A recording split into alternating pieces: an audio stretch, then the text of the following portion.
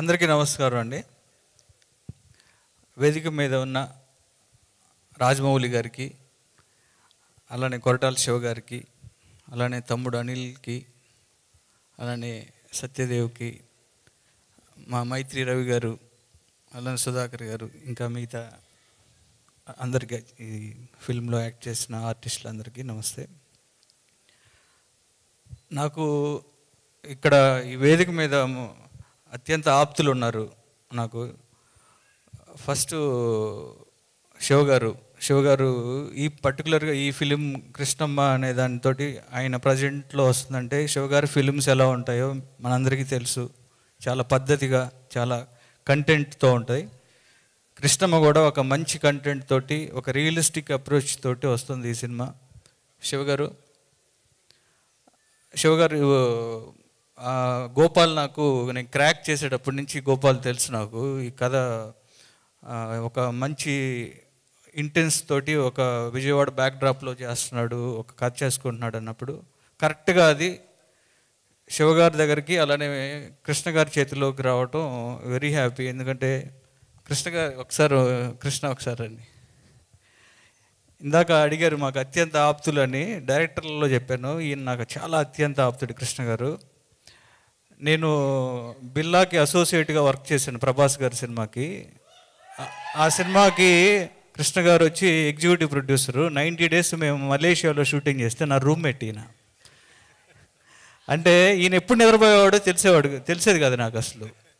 90 రోజులు నాన్ స్టాప్గా ఒక షూటింగ్ చేయటం అంటే గ్యాప్ లేకుండా. కృష్ణ గారు ఆ రోజే సినిమా అంటే చాలా ప్యాషన్తో ఉండేవాడు. ఈయనకి ఇండస్ట్రీలో కృష్ణ గారికి చాలా మంచి మిత్రులు ఉన్నారు. శివగారికి లాగా, తర్వాత నేను కానీ, లేకపోతే హరీష్ కానీ, అంతా మన మత్స్యరవితోటి కూడా జవాన్ సినిమా చేశాడు. నాకు కూడా ఒక బాధ్యత ఉంది, తప్పకుండా కృష్ణ గారితో నేను ఒక సినిమా చేస్తాను ఫ్యూచర్లో.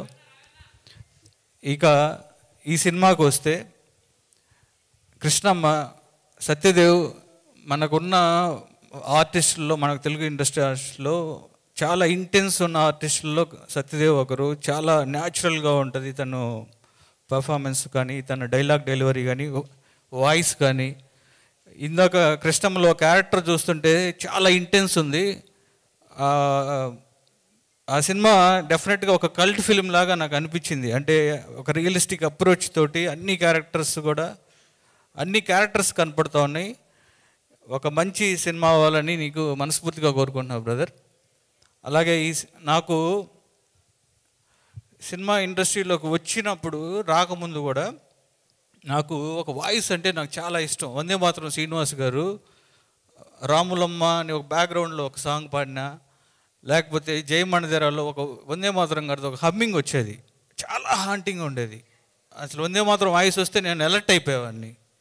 అలా ఈ మధ్య కాలంలో కాలభైరవ వాయిస్ వింటే, బ్రదర్ నిజంగా చెప్తున్నా, ఇక్కడ రాజమౌళి గారు ఉన్నారని చెప్పట్లేదు, నాకు మీ వాయిస్ చాలా ఇష్టం.